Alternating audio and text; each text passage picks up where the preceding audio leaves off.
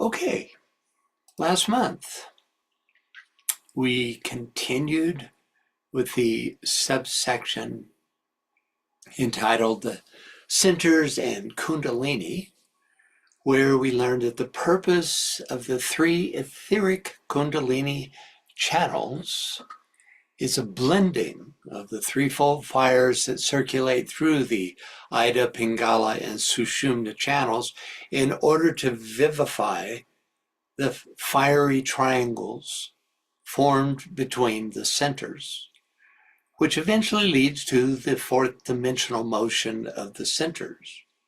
Later at the third initiation, two more dimensions demonstrate through the centers. We then learned that as it is aroused, Kundalini increases the vibratory action not only of the centers, but of every atom of matter in all the bodies, etheric, astral, and mental. So it's a kind of a quickening and a refining of all the atoms of all the bodies, not just the Kundalinis. But in the centers, it casts off unsuitable matter and attracts matter that is keyed to the new vibratory level. And this is just ongoing. Old matter is thrown off through the rotation of the centers, and new matter is attracted upward into the centers. And next decay tells us that Kundalini first purifies the etheric form, then after the two fires of matter and the fire of mind have begun to blend, Kundalini destroys the etheric web itself, which allows the indweller to destroy the causal vehicle and thus achieve continuity of consciousness. He's freedom, liberated at the fourth initiation onto the Buddhic plane. We then began a new and what would prove to be a major subsection entitled The Centers and the Senses, Normal and Supernormal, which begins with an extended footnote of quotes from the Secret Doctrine. As I mentioned last time, these Secret Doctrine references provide a significant teaching on the origin and higher correspondences to the senses, including a lot of info that's not included in the DK teachings. I think the reason either AAB with or without DK's guidance included this really long footnote is to point out the importance of these Secret Doctrine references, which deal with the senses from another angle compared to the DK teachings. The footnote ends with 8 statements that are further elaborated on in the Secret Doctrine references that follow each of these 8 statements.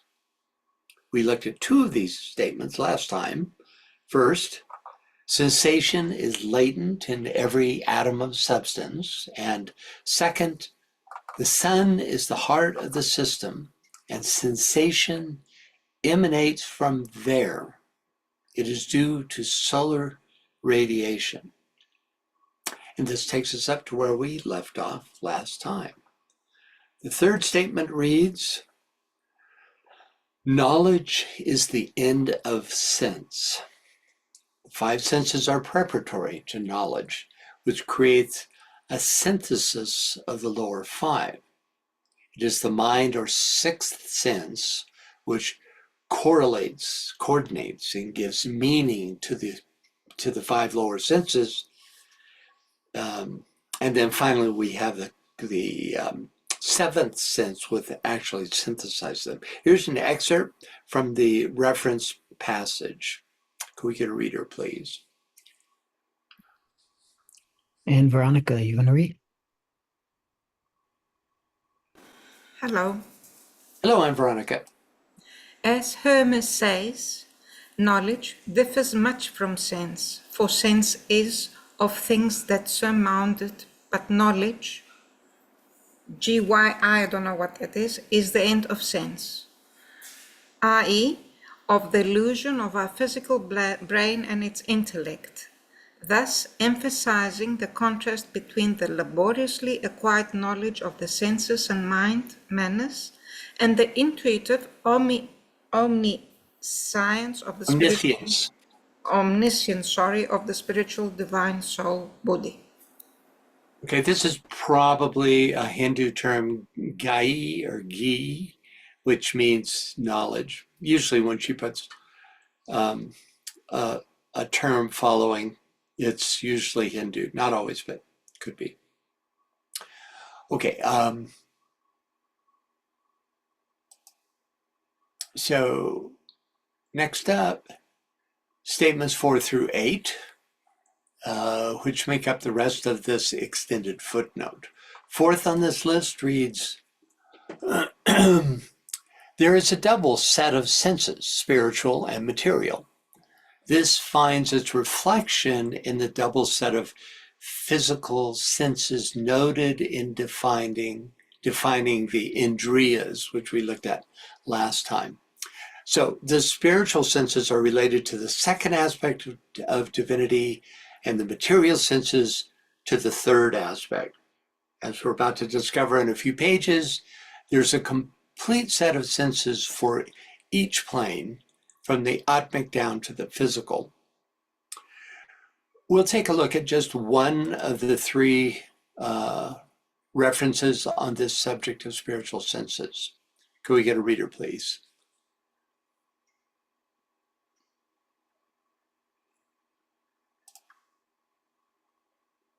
Gordon, do you want to read? Yes. The Vedic Aryans were as familiar with the mysteries of sound and color as our physiologists are on the physical plane, but they had mastered the secrets of both on planes inaccessible to the materialist.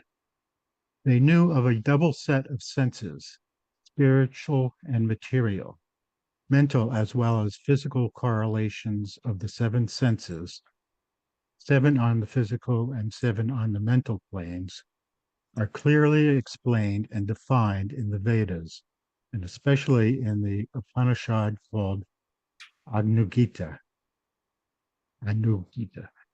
The indestructible and the destructible, such is the double manifestation of the self. Of these, the indestructible is the existent, the true essence or nature of self, the underlying principles. The manifestation as an individual or entity is called the destructible. Thus speaks the ascetic in the Anugita, and also everyone who was twice born, initiated, knows. Somebody put up a thing in front of me. Everyone who is twice born, initiated, knows such is the teaching of the ancients. Space is the first entity. Now space, Akasha, or the noumenon of ether, has one quality, and that is sound only. And the qualities of sound are Jadga, Rishabdha, Gandhara, Madhyama, Panchama, and beyond these 5, Nishada and Dayapata, the Hindu gamut.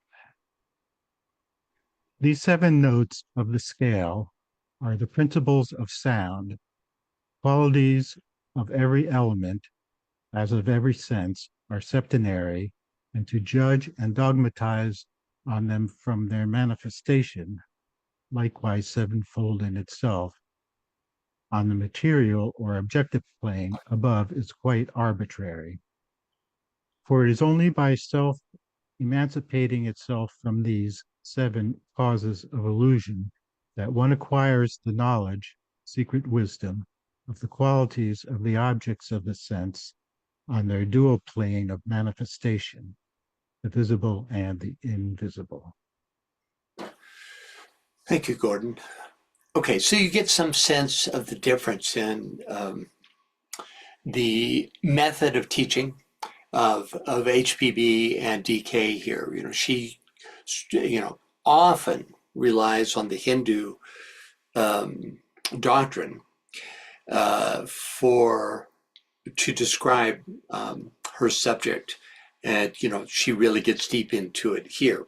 But the first thing you have to learn is not to be intimidated by a list of Hindu names, and just realize that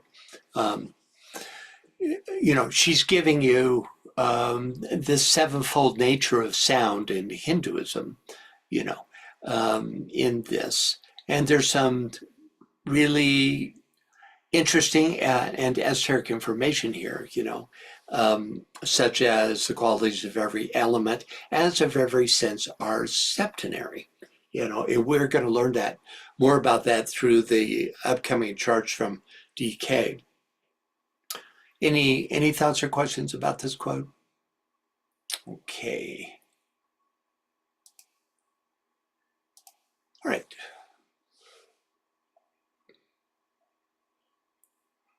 So next up, we have the fifth sense, number 5 in this list of 8. The senses might be enumerated as follows.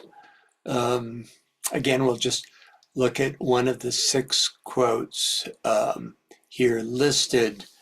Like I said, you could make a deep study if you read all of these quotes in their entirety. I'm just doing an excerpt of 1 or 2 of these quotes, just to get a taste of what's available here. So could we get a reader for this? Janet, do you want to read? I will attempt to. Can you hear me? Yes. Oh, good. He adds, in the midst of all these life winds which move about in the body and swallow up one another, blazes the Vaishavanara fire sevenfold. This fire, according to Nilakanta's commentary, is identical with the I, the self, which is the goal of ascetic Vasavanara being a word often used for the self. Then Brahma goes on to enumerate that which is meant by the word sevenfold and says, the nose or smell, the tongue, the taste, the eye and the skin, and the ear as a 5th, the mind and the understanding. These are 7 tongues of the blaze of Savanara. Those are 7 kinds of fuel for me. These are the 7 great officiating priests. Thank you. Any questions about this? So what does he mean by senses being officiating priests? Well, the idea is that they provide an interface to the higher powers, the higher senses. And therefore they act as quote unquote priests, that is, go-betweens between the mundane or the incarnate and the unseen worlds. Okay, next we have number 6, the elements or the progenitors of the senses. This means that the existence of the elements makes the various senses possible. After all, it's the elements in various combinations that we are sensing, right? Each sense functions in a manner dependent upon the type of element, which is its medium. Elements can be seen as modes of motion.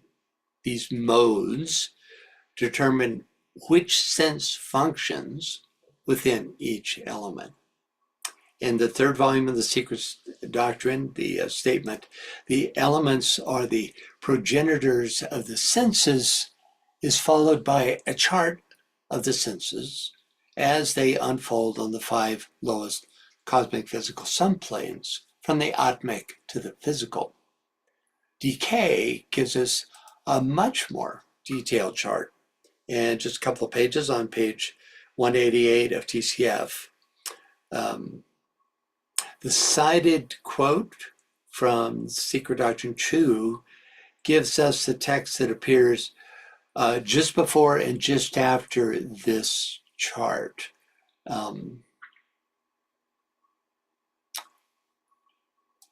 So here's that quote. Here's the chart, which you can skip.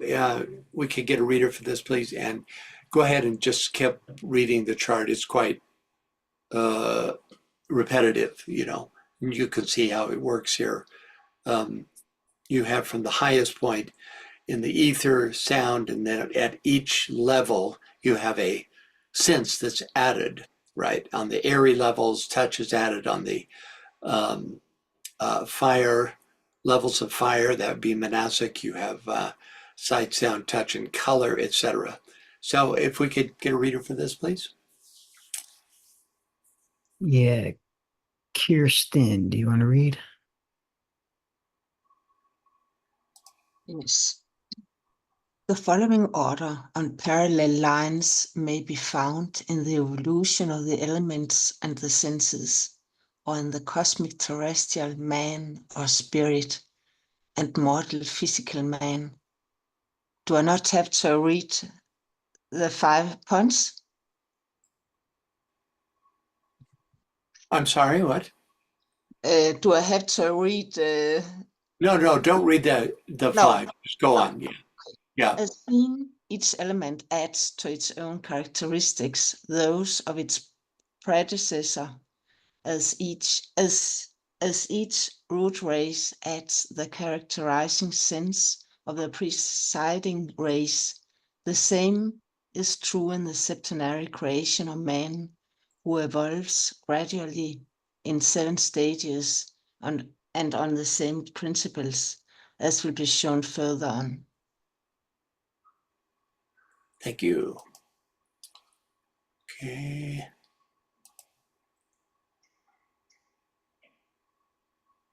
Right. Yeah, so it brings in the root races here where the senses also develop sequentially, you know, starting with the first root race, which is, it's really inconceivable to us, but it only functions in the realm of sound. They are yet too incorporeal to bring in this quality of touch. You could say that the barriers between the beings of that etheric realm are such that there is no sense of touch. And it's really inconceivable to imagine how these senses are actually experienced at these different root races, of course, until we get down to the corporeal root races, which began with the middle of the 3rd root race. I saw Nisa's hand. Yeah, Nisa. Okay, so does that correlate to the in the beginning was the word? Yes, it certainly does.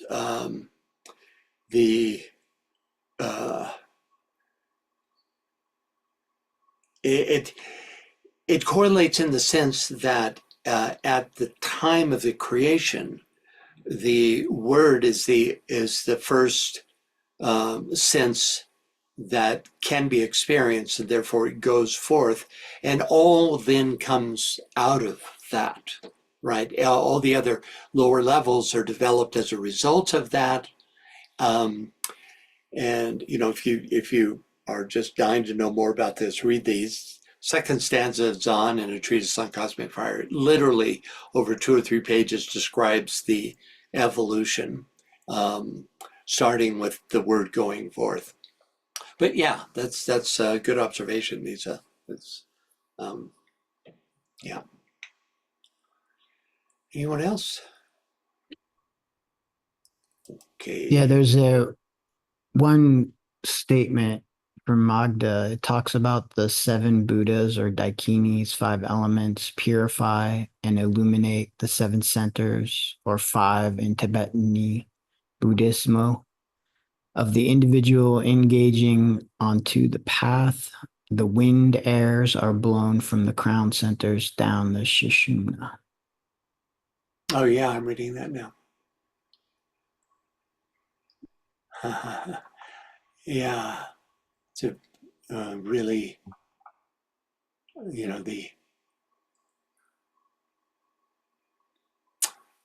yeah.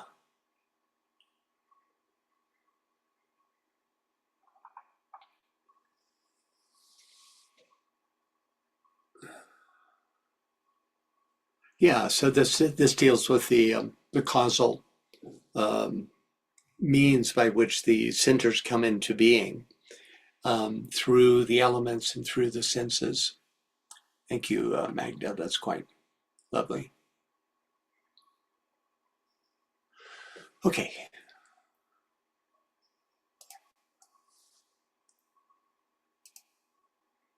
So next up we have 7. Every sense pervades every other sense. So from a non-hierarchical perspective, all senses are a function of consciousness. And thus, the information gained through sensory perception is perceived when you're at this stage where every sense pervades every other sense. Then it's perceived as a unity. And as we heal the cleavages, already the mental sense correlates all the senses. When you are looking, smelling, hearing, and touching, and seeing, it comes in the form of one unified perception about whatever it is, rather than a series of separate qualities that you then have to integrate separately. It's like there's an automatic method of integration that's done by the mind, right? Okay, and can we get a reader for this short passage? Yeah, Magda, do you want to read? Sure. Touch and taste have no order. Every sense pervades every other, there being really only one sense acting through different organs of sensation. All senses are but differentiations of the one sense consciousness. Hence, we can feel colors and see sounds. There is no general order, and that sense which is most developed being the first for that person. Thank you, Magda. Yeah, I like this statement. All senses are but differentiations of the one sense consciousness. They're like windows onto the unity. And then he describes this quality of synesthesia, where you can feel colors and see sounds. Yeah. This is a very well documented reality that people do this. It's a psychologists consider it an aberration, but in fact, it's a higher form of perception that has just not been integrated into the psychological sciences. This idea of the experience of something that's normally seen through the sense of any of the other senses, through the sense of hearing, or as you mentioned here, touch.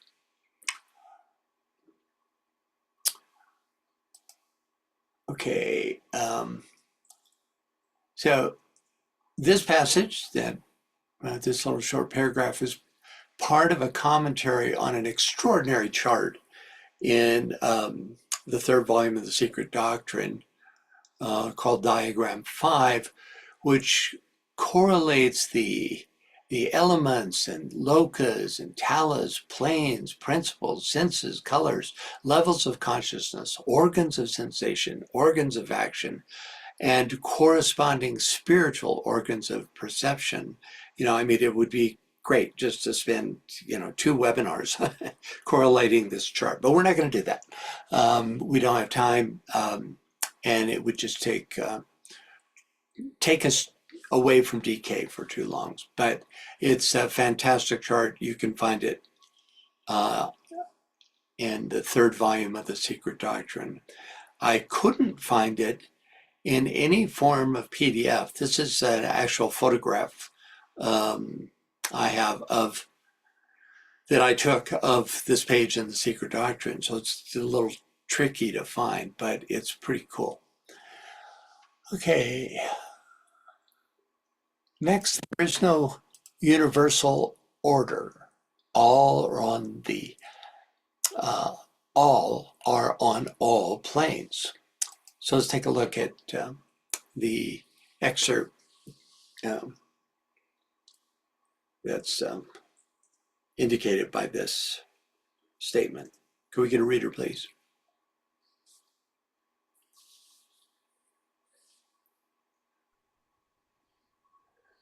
Miri, you want to read? Yes. All are on all planes. The first race had touch all over like a sounding board. This touch differentiated into the other senses, which developed with the races. The sense of the first race was that of touch, meaning the power of their atoms to vibrate in unison with external atoms. The touch would be almost the same as sympathy. The senses were on a different plane with each race. The 4th race had very much more developed senses than ourselves, but on another plane. It was also a very material race. The 6th and 7th sense will merge into the Akashic sound. It depends to what degree of matter the sense of touch relates itself as to what we call it. Secret Doctrine. Thank you. Okay, so it looks like I was mistaken when I was talking about the first root race, which would have come in through the sense of touch, which is the second sense to unfold. Let me go out of the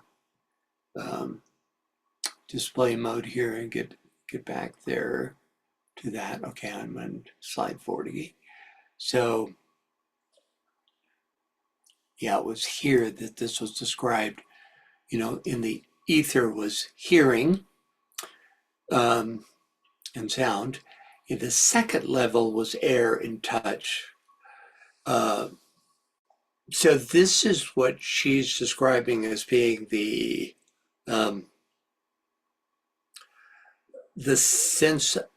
sensory apparatus of the first root race at this airy level rather than at this etheric level. So this actually, this level of pure sound would have been a causal level out of which the second level of sound and touch with the first root race coming into form. Okay, let me get back. Oops, get back where we were.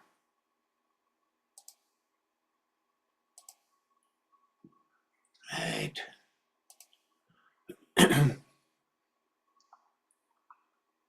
Okay, so finally, we have the 8th and last statement in the footnote.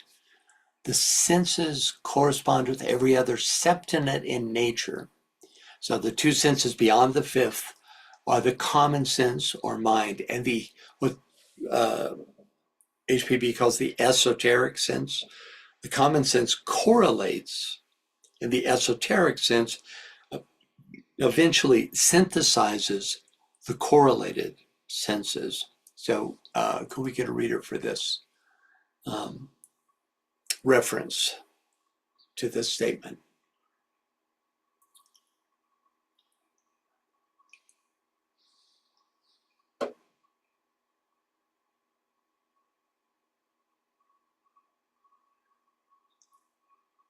Mikhail, are you there? Yeah, Marianne, do you want to read? Yes, I want to read. There are several reasons why only 5 tattvas are given in the Hindu systems. One of these I have already mentioned. Another is that owing to our having reached only the 5th race and being so far as science is able to ascertain, endowed with only 5 senses, the only 2 remaining senses that are still latent in man can have their existence proven only on phenomenal evidence, which to the materialist is no evidence at all. The 5 physical senses are made to correspond with the 5 lower tattvas.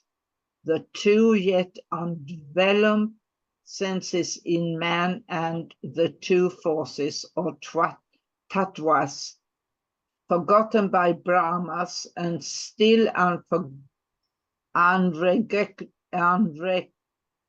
unrecognized by science, by so subjective and the highest of them so sacred that they can only be recognized by and known through the highest occult science. It is easy to see that these 2 tattvas and the 2 senses, the 6th and the 7th, correspond to the 2 highest human principles, buddhi and the auric envelope, impregnated with the light of Atma. Unless we open in ourselves by occult training the 6th and 7th senses, we can never comprehend correctly their corresponding. Their corresponding types. Thank you, Marianne. Okay, so actually DK talks about this 6th and 7th synth on the Atmic plane, actually Buddhic and Atmic, where he says, I don't even bother to list them. This is actually going to be in our material, and I don't know if we'll get to it today, but and he says, I don't even list them because there's no way for a human being in incarnation to have any comprehension of what those senses actually act like, you know, how they are experienced and what they bring in. So it's, and I'm thinking that those 2 are the same 2 that are not, or that are, quote, forgotten by Brahmans and still unrecognized by science. Okay. All right, so back to the main text. Can we get a reader, please? That ends our footnote exploration. Lisa. Yes. What are the senses? How many are there? And what is their connection with the indwelling man, the thinker, the divine Manasaputra? These are questions of vital moment, and in their due comprehension comes the ability wisely to follow the path of knowledge. The senses might be defined as those organs whereby man becomes aware of his surroundings.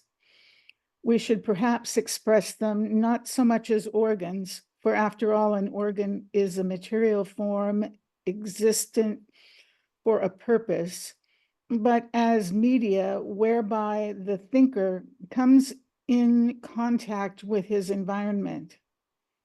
They are the means whereby he makes investigation on the plane of the gross physical. For instance, the means whereby he buys his experience, whereby he discovers that which he requires to know, whereby he becomes aware, and whereby he expands his consciousness. Thank you, Nisa. So first, what are the senses? How many are there? And what is their connection with the indwelling man, the thinker, the divine Manasaputra? These are questions of vital moment, and in their due comprehension comes the ability wisely to follow the path of knowledge. So let's take a look at MDR's thoughts on this passage. Can we get a reader, please? Hey, Tom, do you want to read?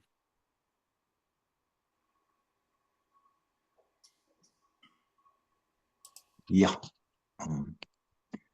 In discovering the relationship between the indwelling man, the thinker, and the senses, we are dealing with the relationship between the knower and that which serves as the means of his knowledge of all that can be considered objective, even subtly objective, for there are objectivities on the subtle planes.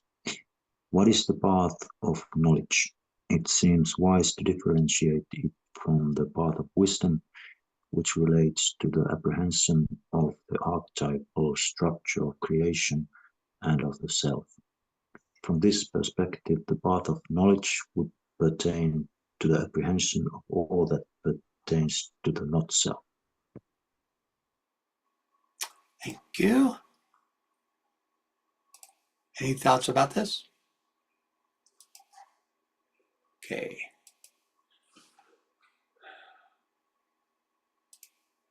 Hang on just a sec. Okay.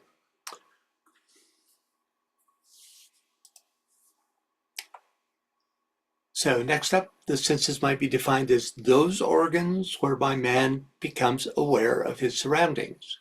Very straightforward. The self is surrounded by that which is perceived to be the not-self. Ultimately, there is no not-self. But within the realm of personality consciousness, it is the senses that bridge the gap between the self and that which is perceived as the not-self. Eventually, this leads to awareness of the unity of the self and the not-self. But until that time, the senses act as a bridge. Next, we should perhaps express them not so much as organs, for after all, an organ is a material form existent for a purpose, but as a media whereby the thinker comes in contact with his environment. So media is here used being the plural of medium, as in a medium or method of expression. Thus, DK kind of shifts the focus from the outer organs, ears, eyes, nose, etc., to the vibrational array of information that is received by these organs. And that's what the senses truly are. They're, of course, not the organs, but that extraordinary experience that is brought through those organs. Okay, next up, they're the means whereby he makes investigation on the plane of the gross physical, for instance, the means whereby he buys his experience, whereby he discovers that which he requires to know, whereby he becomes aware, and whereby he expands his consciousness. From these descriptions, we see that the senses are relational, building a bridge between the self and the not-self.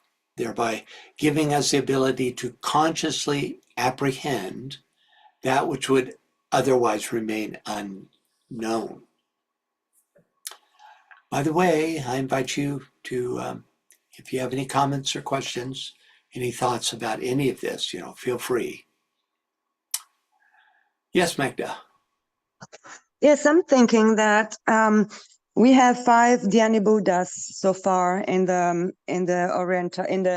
Tibetan traditions, and here DK is saying that the five chakras, the 5 elements corresponding to the 5 elements that we have developed until now, they are 5 because we are on the 5th root race right now on this incarnation. So this means that maybe that on the 6th root race we need to develop the 6th sense, meaning in six dimensions, 6D, so to say. And then on the 7th root race, we'll develop the 7th sense. But the thing is now that the traditions that are still like invoking and praying and purifying their 5 centers corresponding to the 5 Buddhas, now they need to renovate their tradition, because they got to add the new Buddha that is coming, that we are awaiting, the Lord Maitreya. And that new 6th Buddha, this is my speculation, I'm adding 1 to 1. This new Maitreya Buddha will, he's the destroyer. He's not a Christ, a Jesus Christ. He's the destroyer. The 5 ancient Buddhas and chakra system, they're still valid, but you got to add this to build up on your Christic path on your body, on your light body. So maybe if we can consider this and keep adding pieces to this, then we can verify it. I don't know what you think. Yeah, I think you're absolutely right in your comments that, in the next root race, even in the 6th sub-race, which is, of course, coming up much more quickly, they say there's even some 6 sub-race types already incarnating. And they have, one of the qualities of the sensory perception is receptivity to higher mind, which is the first stage of synthesis. And as you mentioned, there's an element of there's part of the destructive element in that. It's not, it's destructive in the sense of synthesizing. And so it destroys the singularity, the unit, the individual, the cleavage is really the word I want, that it destroys the cleavages between the senses and starts to create a correlated or unified sense that actually supersedes the other senses. This is where the qualities of the intuition, for instance, will override the outer sensory perception. That's going to begin to happen much more commonly in the 6th root, well, definitely by the 6th root race, but even in this 6th sub-race. And yes, I also agree with you, we'll need a new Buddha. We'll need a 6th Buddha, and eventually a 7th, which will only be will only be able to understand such a being when we have developed this synthesizing ability, right? There's something of this already in the Kumaras, in the esoteric Kumaras, of which there are 3, So at this point, there's 3 exoteric Kumaras. We have Sanat Kumara as a synthesizer. And well, the reason they're esoteric is the same reason as those 2 senses are still in vitrio, that we're not yet able to employ them, right? In that same way, we're not yet able to have an experience of these esoteric Kumaras. Thank you, Magda. Appreciate it. Thank you. Okay. Yeah, Barbara, did you Yeah. have a question? Yes, I had a question about his expand his consciousness. So I think that some scientists are interested now in reconceptualizing consciousness, and that it is actually consciousness that perceives in something called information integration theory. Hmm. That there isn't a one-to-one of the ear and hearing, but it goes into a unified consciousness that perceives. So I'm wondering if this is an informal statement of expanding his consciousness, um, because I think that we may be moving away from an idea of his consciousness. Yeah, well, the typical psychologist still is brain centered. The synapses, the electrical activity, etc., as though that was the source of consciousness, right? And they're really at a loss as to the actual nature of consciousness, and that's of course because it comes from the soul. It's bestowed, through the overshadowing of the soul, even well before the indweller knows that this is going on. Consciousness is being developed, first through the senses, and then through the thinking apparatus, and then finally through intuitive perception, meaning those beginning stages of awareness of the higher mind, where impression is happening from the soul. It's not till much later, actually, that the identity of the soul reveals itself. But the aspect of consciousness is purely soul, in fact. Well, that is not yet a quality that's recognized by science. Science does not recognize the soul. So they're looking for other reasons, other ways to try to fill this void, that stands beyond the psychological concept of brain consciousness, Yes, but I think that we need, I think it's important to recognize that is shifting for important reason, that that consciousness really can't emerge from a physical brain, because there are organisms without a brain, and there are perceptions that are too fast for the brain to cognize. So I think it's we're in a shifted area that makes something new possible. Oh, I absolutely agree. And it's coming with the impress of the New Age as well. The seventh ray coming in and replacing the sixth ray of devotion as the primary ray of influence will stimulate this understanding, because after all, it's the seventh ray that brings divine into outer existence. And that influence is, increasing with every passing year as we approach the actual New Age. So I just can't see that it won't be.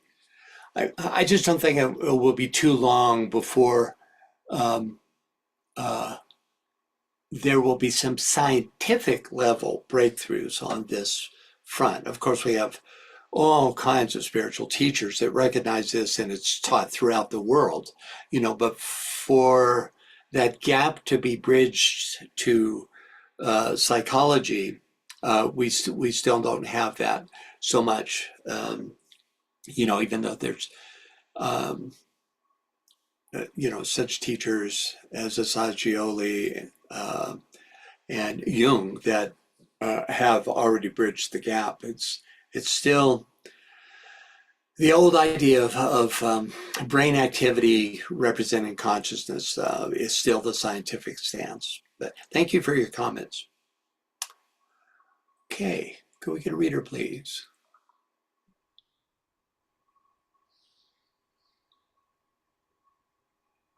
Yeah, Barbara, did you actually want to read? Yes. We are dealing here with the five senses as used by the human being. In the animal, these five senses exist, but as the thinking correlating faculty is lacking, as the relation between the self and the non-self is but little developed, we will not concern ourselves with them at this juncture. The senses in the animal kingdom are group faculty and demonstrate as racial instincts. The senses in man are his individual asset and demonstrate A, as a separate realization of self-consciousness, B, as ability to assert that individualism, C, as the valuable means to self-conscious evolution, D, as a source of knowledge, E, as the transmuting faculty towards the close of life in the three worlds. Thank you, Barbara. So first, we are dealing here with the five senses as used by the human being, all five of which have correspondences on the astral, mental, buddhic, and atmic planes. Next, in the animal, these five senses exist, but as the thinking correlating faculty is lacking, so that's the sixth sense that he's describing, as the quote unquote relation between the self and the not self is but little developed, we will not concern ourselves with them, meaning the animals, at this junction. The senses in the animal kingdom are group faculty and demonstrate as racial instinct. So missing among the animals is the correlative and synthesizing faculty of mind, which for human beings provides a unitive understanding that creates a portal into the world of meaning. Actually, the senses of many animals are far beyond human levels. For example, bats hear frequencies as high as 100,000 hertz, 5 times higher than the upper limit of human hearing. Eagles have vision that is 5 times sharper than human vision. A dog's sense of smell is about 50 times more sensitive, and a bear's is several hundred times more sensitive than ours. But the ability to use all the senses to gain insight, to form a unified perception that lies beyond instinct, is much less developed than it is in human beings. Also, animal senses don't foster personality identification. One doesn't build one's personality understanding of self through the senses in the animal kingdom. There may be exceptions to this rule. I actually thought about this for a while. After DK's time, there was a lot of work with dolphins, for instance, and it was believed that they are highly mentally developed. But of course, we have that exploration is only an embryo. And also, we can look at primates, especially domesticated primates, where, I think there are instances of 200 to 300 sign language ability to give 200 to 300 separate signs, and that certainly indicates an embryonic development, of this correlative sixth sense, but just in embryo, What's missing? The overshadowing soul. When this singular overshadowing soul comes in, then a whole new orientation is opened up. A whole new realm of experience becomes available. Okay, next. The senses in man are his individual asset and demonstrate A as the separate realization of self-consciousness. So the emphasis here is on individual asset. In addition to being portals into the not self, humans use the senses to build a sense of self. We see this especially in a child's gradual realization of his or her unique identity. Next, as the ability to assert that individualism. So after synthesizing the data that comes to us through our senses, we have the ability to assert our sense of self through movement, touch, and speech, or sound. C, as a valuable means to self-conscious evolution. So here I think we have a very definite difference from the animal kingdom. Speech and hearing allow for meaningful communication about that which we hear, see, touch, smell, and taste, which in turn promotes evolution, first of self-consciousness and later of group consciousness, which gradually opens us to a use of the higher senses, such as imagination and inner sight. D, as a source of knowledge. As with C, the senses can be used to promote both practical and abstract knowledge of both our outer and inner environments. For example, our ability to create and appreciate in both the arts and sciences comes under this heading of using the senses as a source of knowledge or to gain knowledge. E, as the transmuting faculty toward the close of life in the three worlds. So he's telling us that by using the senses to refine our understanding, we can prepare ourselves for the coming transition that death brings. Let's take a look at what MDR has to say on this last point. Can we get a reader, please? And Veronica, you want to read again?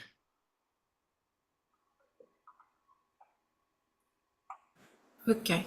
Finally, the senses are said to be a transmuting faculty towards the close of life in the three worlds. We might call this power to see through. The senses become more refined and are transformed into their higher correspondences. Through the exercise of the refined senses at this relatively high stage of evolution, matter itself is elevated, which is the basic meaning of transmutation.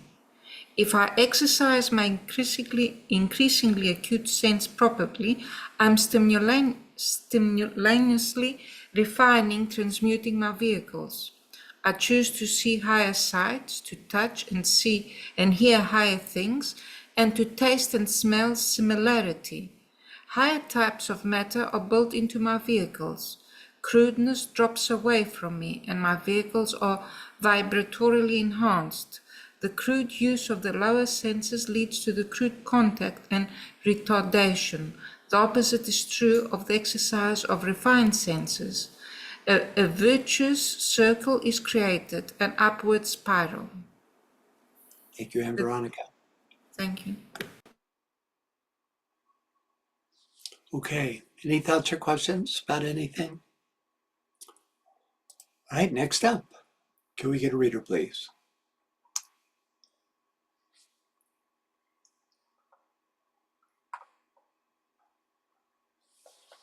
Yeah, Gordon, you want to read? As we know, the senses are 5 in number and in order of development are as follows. A, hearing. B, touch. C, sight. D, taste. E, smell. Each of these 5 senses has a definite connection with one or other plane, and also a correspondence on all planes. Let us first take up each of these senses, point out some interesting facts in connection with them, and suggest their subplane correspondence. And then you look have at a plane and sense. 1, physical plane, hearing.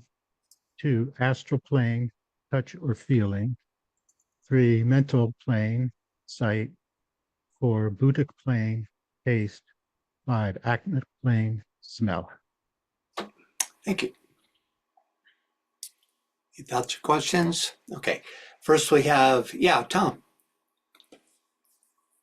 Yeah, I noticed that this is the reverse order than You was noticed. presented by the HPB. So that's a kind of interesting. It is kind of interesting. I actually deal with that as I get into this. So I'll address that. But just a taste of that. I thought about this, how could this be? You don't usually see that with DK and HPB. They are mostly in accord with each other. But I'm thinking here that you're looking at with HPB, it's an involutional assignment of the senses. That is to say, the senses that are experienced in the involutional unfoldment of the root races, for example, and of the subraces.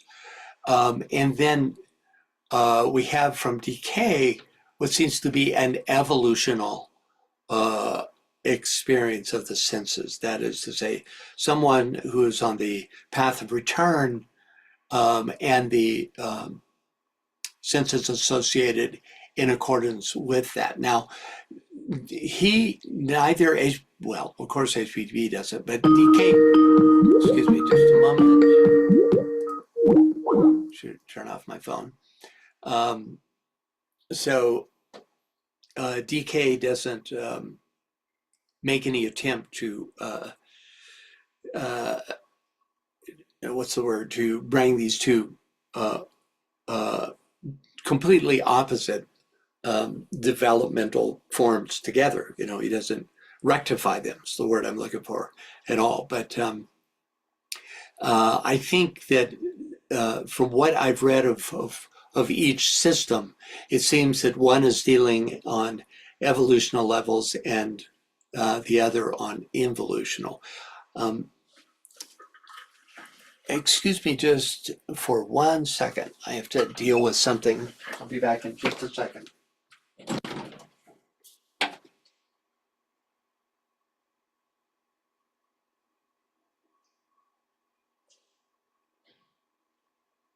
Are you here?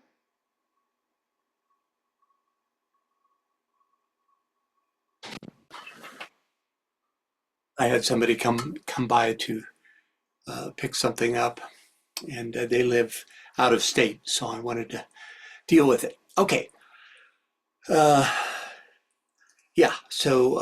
We were talking about this, and I'll address this further as we get into this. But good point, Tom. All right, so first we have a tabulation of the senses in the order by which they develop. For example, an infant's senses develop in this order, right? And next, each of these 5 senses has a definite connection with one or other plane and has also a correspondence on all planes.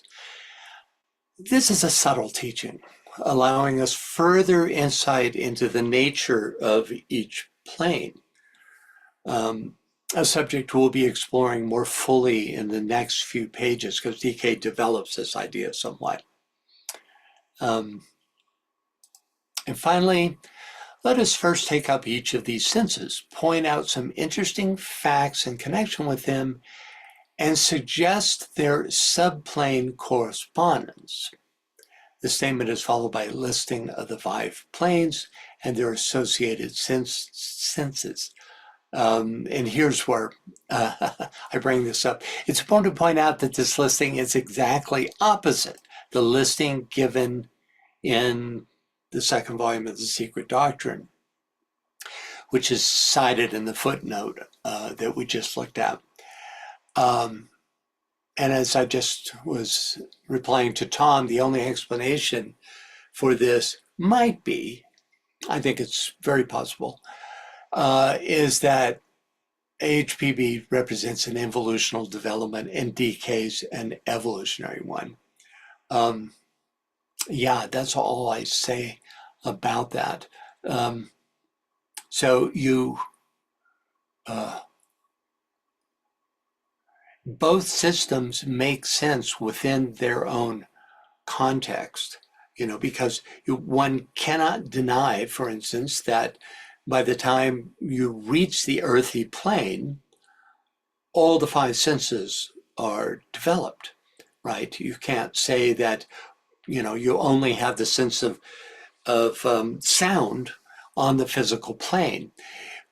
But DK is making us a little bit more subtle point, which is that the nature of the physical plane is that of sound, just as the nature of the astral plane is that of touch as they unfold going up. Let's go back to here. Yeah, we see here, that the astral is touch or feeling. It's astral is relational, right? And that, so it rather than being, for the first time coming into awareness of these senses, kind of an explanation, he's correlating the quality of each of the planes with a particular sense. And we can certainly see it on the mental, where the sense of sight is very much associated with mentality. Oh, I see, right? I get it. There's a quality of vision to mental apprehension, you could say, right? And then, of course, it's more difficult to associate the Buddhic sense of taste, except the Buddhic sense of taste is the intuition, and so we know that definitely has its origins on the Buddhic plane, and experientially, I could tell you nothing about the Atmic sense of smell, but we can especially see the nature of how, well, for me anyway, the astral and mental are associated with these particular senses. So there's a shift of message, you could say, of orientation, rather than a opposite difference, in meaning. Okay, anyone else have any thoughts about this? Okay. Yes, Barbara. It was quite a fascinating statement that HPB is involution oriented and DK evolution. So I wondered if you would expand on that a little bit, please. Well, let's just, if we look at this chart, for instance, what she's saying is that as one descends into matter, the idea, especially around the development of the root races, which start at an etheric level, all right, and then through each subsequent root race, take on a denser element, right, and that they're, the excerpt that we looked at mentions that the first root race is related to the sense of touch. And here in this chart suggests that at that point, then this root race would employ both the sense of sound and touch.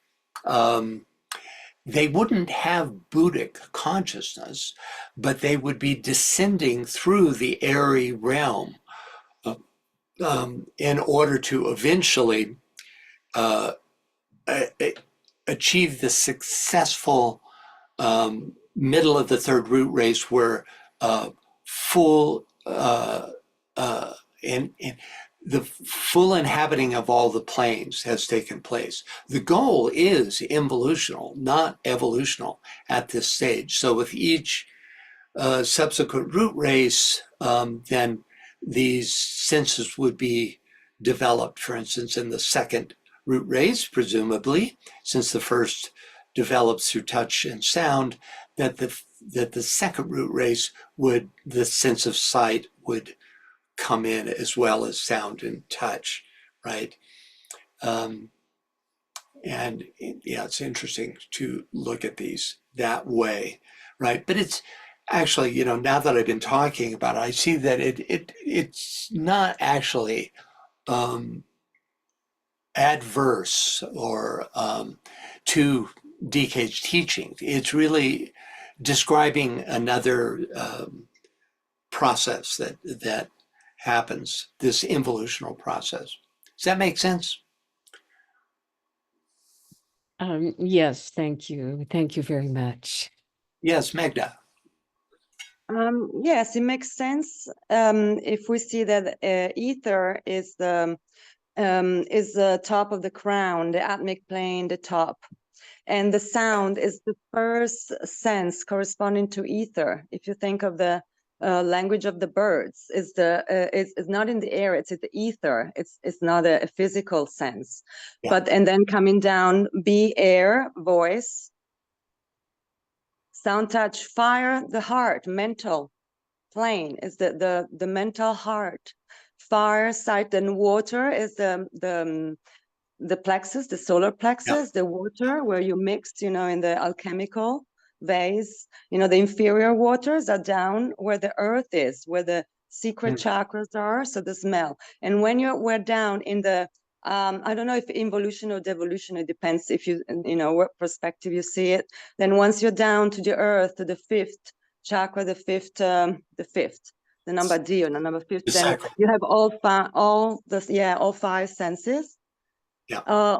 And then you have to ascend again, and then you have to solarize and etherize all these five senses that you brought down from the ether down to earth into the density. And that's what we have to do now, because we are on the fifth race. That's well said. You know, you literally by responding to the higher senses, you know, which are coming up like in a one page,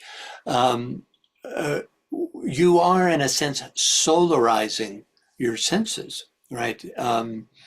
Especially when you move to the mental series of senses, you know, then when you're able to respond to the mental series of senses, you are solarizing your senses. You're giving precedence to these inner senses over your outer senses in terms of the real source of determining the nature of the quote unquote other.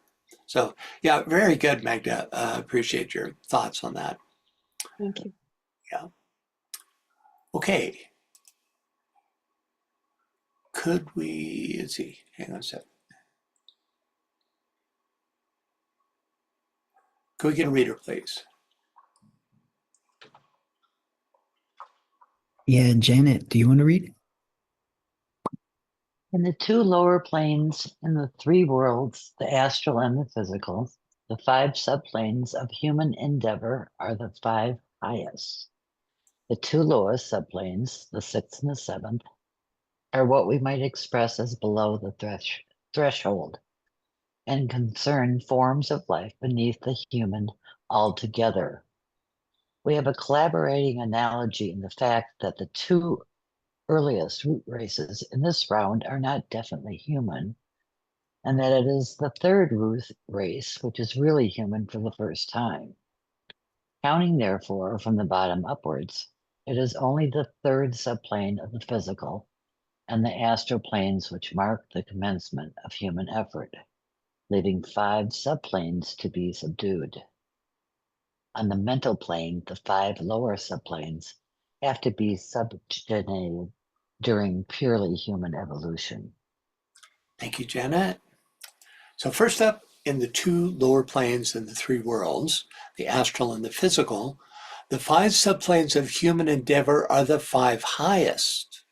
The two lowest subplanes, the sixth and seventh, are what we might express as below the threshold and concern forms of life beneath the human altogether. So, intriguing statement suggesting that though we at least partly live and move in a dense and watery environment, talking about the physical plane here, the substances of these two lowest subplanes of the physical plane don't really play a part in our process of becoming. This is a subtle point. Though we may manipulate the materials of these two lowest subplanes, our quote unquote endeavor resulting in an increase in our vibratory rate takes place on the gaseous plane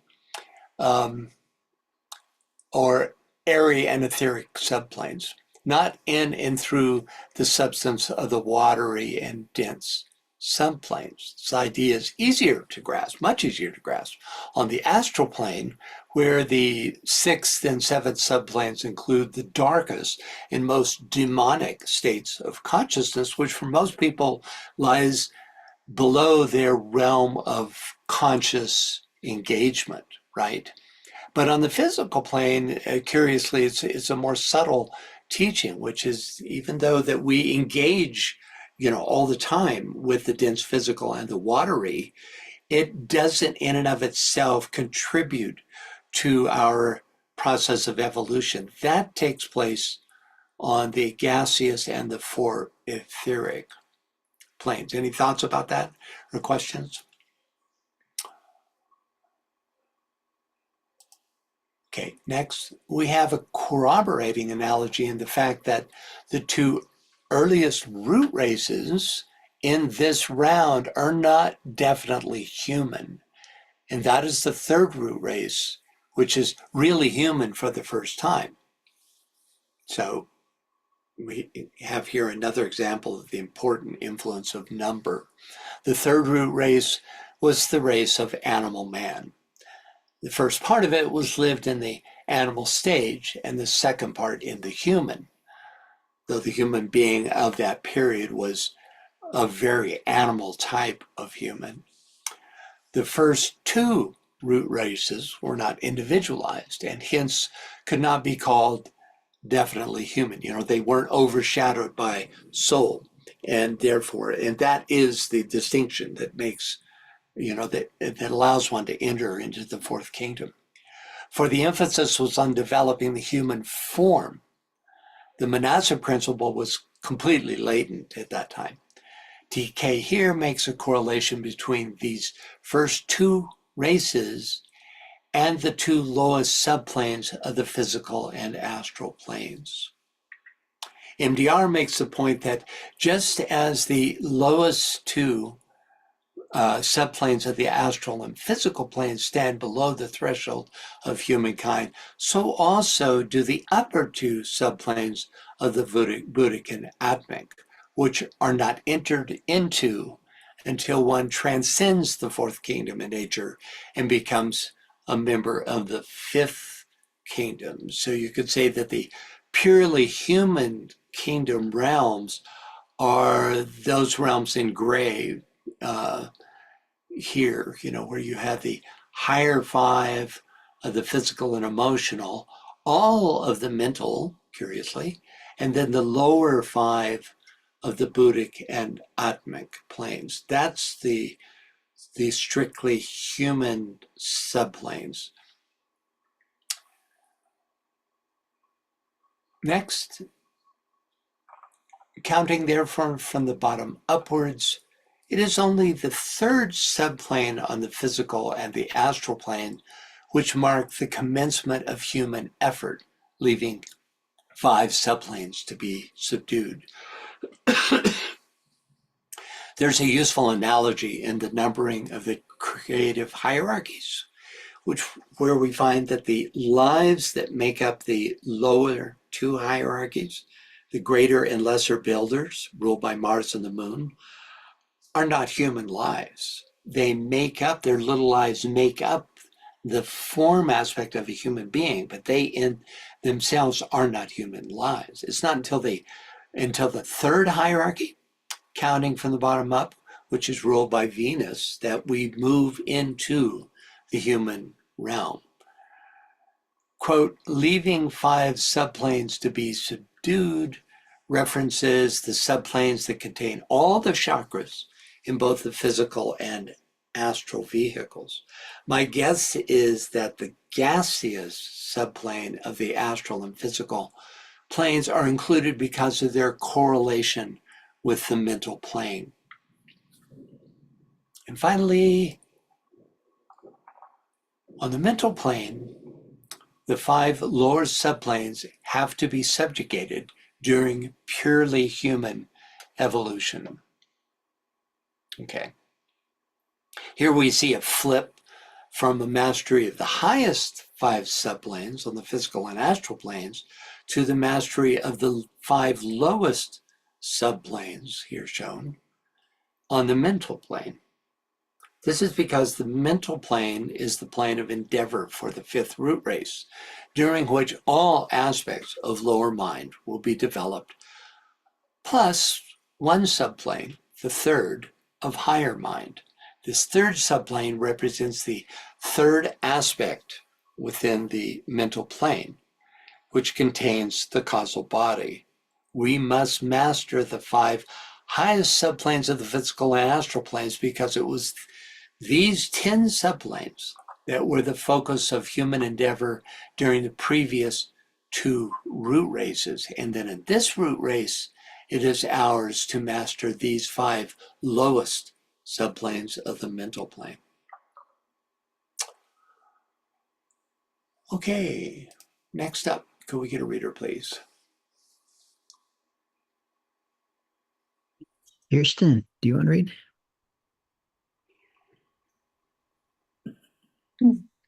When the consciousness is centered on the 5th subplane, counting from below upwards, then the planes of abstraction from the standpoint of man in the 3 worlds supervene.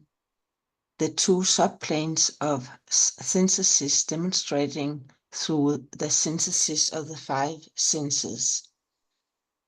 In the evolution of the heavenly man, we have exactly the same thing.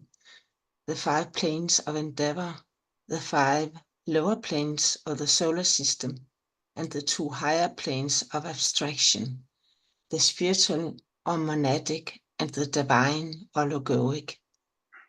Thank you. Okay, so first, when the consciousness is centered on the 5th subplane, counting from below upwards, then the planes of abstraction, from the standpoint of man and the 3 worlds, supervene. That is, they come into awareness. They come into, you could say, influence. The 2 subplanes of synthesis, demonstrating through the synthesis of the 5 senses. So from the perspective of lower mind, the lowest of the causal subplanes is a plane of abstraction. But from a higher perspective, for instance, perspective of the soul, it is a relatively concrete subplane. That's what the causal body is, and that is a form aspect, especially when compared with the 6th and 7th, counting from below upwards. DK tells us early in ToCF that when a human being attains Atmic consciousness, 1, the physical permanent atom is transcended and the polarization becomes manasic or mental, and 2, the astral permanent atom is transcended and the polarization becomes Buddhic, and 3, the mental unit is superseded by the Atmic permanent atom. In every septenate, factors 6 and 7 are considered correlative, that's for the 6th, and synthetic for the 7th, in relation to the lower 5. Thus, the function of the sensory apparatus on the 2 highest subplanes on the mental plane is to correlate, then synthesize the 5 lower senses. When this period of initiatory development where this takes place is reached, there is a refocusing of the causal body on the second subplane of the mental plane, resulting in an increased rapport with the energies of the first subplane. And finally, in the evolution of the heavenly man, we have exactly the same thing. The 5 planes of endeavor, the 5 lower planes of the solar system, and the 2 higher planes of abstraction, the spiritual or monadic and the divine. It's quote unquote exactly the same because the template for becoming applies to all the kingdoms in nature. DK gives us a step-by-step process a bit later in TCF, and this is where we'll pick up next time.